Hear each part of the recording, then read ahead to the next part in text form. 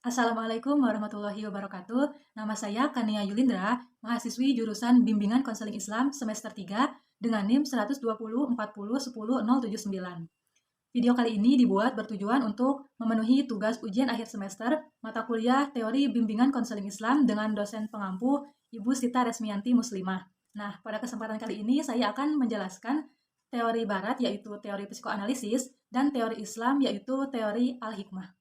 Yang pertama, saya akan membahas teori psikoanalisis. Tokoh dari teori psikoanalisis adalah Sigmund Freud. Beliau ini berasal dari keluarga Yahudi dan beliau lahir di Moravia pada tanggal 6 Mei 1856 dan meninggal di London pada tanggal 23 September 1939. Beliau ini dijuluki sebagai Bapak Psikoanalisis. Freud mendefinisikan kepribadian menjadi 3 pokok, yaitu yang pertama, struktur kepribadian, yang kedua, dinamika kepribadian, dan yang ketiga, perkembangan kepribadian. Nah, yang pertama yaitu ada struktur kepribadian. Yang pertama ada id. Nah, id ini adalah sistem kepribadian yang asli yang dibawa sejak lahir. Dari id ini kemudian muncul ego dan superego. Id ini beroperasi berdasarkan prinsip kenikmatan atau pleasure principle, yaitu berusaha memperoleh kenikmatan dan menghindari rasa sakit. Yang kedua ada ego. Nah, ego ini berkembang dari id agar orang mampu menangani realita, sehingga ego beroperasi mengikuti prinsip realita atau reality principle. Yang ketiga ada superego. Superego adalah kekuatan moral dan etik dari kepribadian yang beroperasi memakai prinsip idealistik atau idealistic principle. Yang kedua ada dinamika kepribadian. Nah, yang pertama itu ada tenaga pendorong atau kateksis. Kateksis adalah pemakaian energi psikis yang dilakukan oleh id untuk suatu objek tertentu untuk memuaskan suatu naluri. Sedangkan antikateksis adalah penggunaan energi psikis yang berasal dari id untuk menekan atau mencegah agar id tidak memunculkan naluri yang tidak bijaksana atau destruktif. Lalu selanjutnya ada mekanisme pertahanan ego.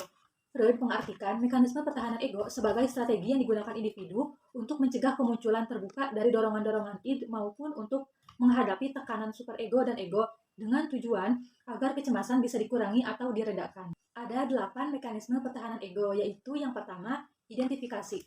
Cara mereduksi tegangan atau menekan kecemasan yaitu dengan meniru atau mengidentifikasi diri dengan orang yang dianggap lebih berhasil memuaskan hasratnya dibandingkan dirinya.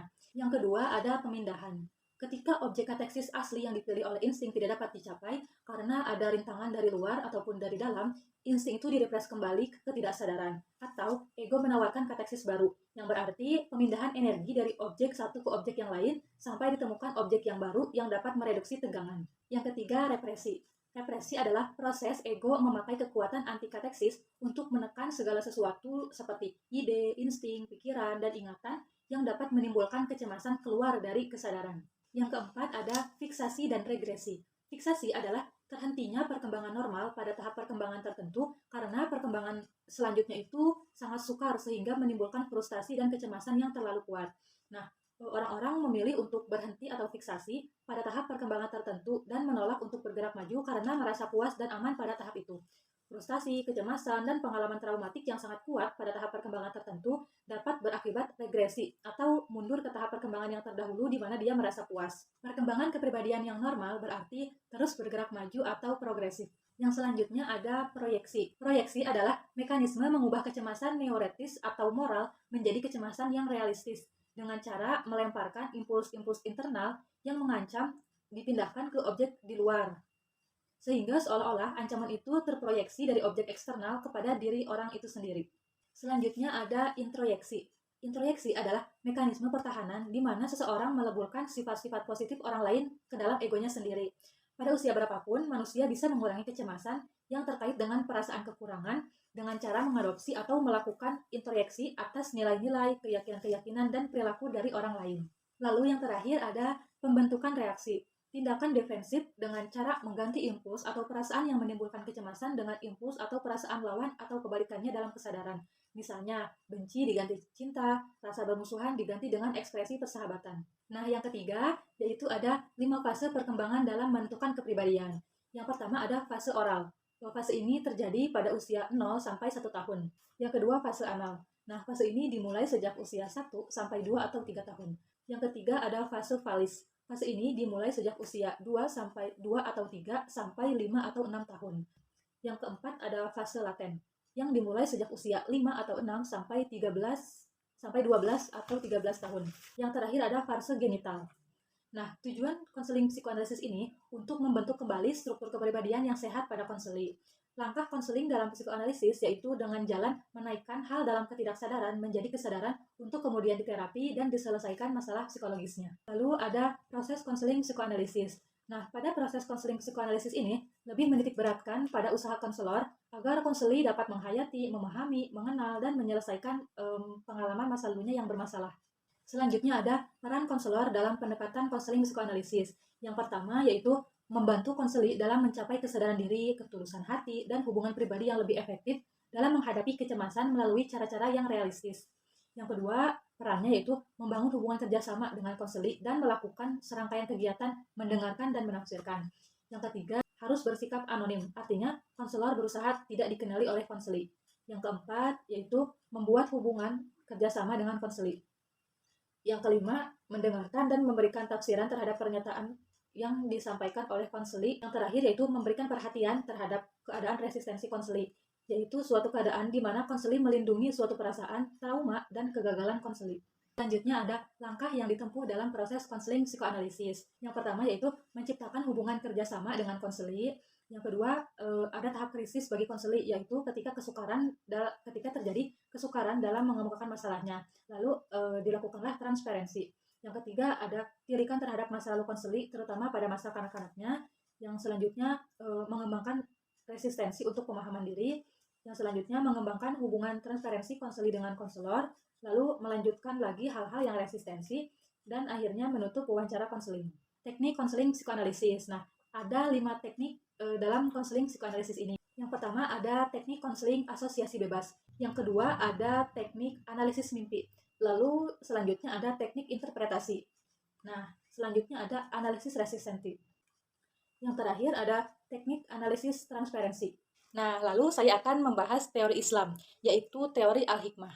Dari segi bahasa, kata al-hikmah dengan bentuk jamaknya al-hikam bermakna kebijaksanaan, ilmu dengan pengetahuan, filsafat, kenabian, keadilan, pepatah, dan Al-Quran Al-Karim. Nah, jadi dapat disimpulkan bahwa teori al-hikmah adalah sebuah pedoman, penuntun, dan pembimbing untuk memberi bantuan kepada individu yang sangat membutuhkan pertolongan dalam mendidik dan mengembangkan eksistensi dirinya sehingga dapat menemukan jati diri dan citranya serta dapat menyelesaikan atau mengatasi berbagai macam ujian hidup secara mandiri. Teori al-hikmah ini memiliki 5 ciri khas, yaitu yang pertama, adanya pertolongan Allah secara langsung atau melalui malaikat.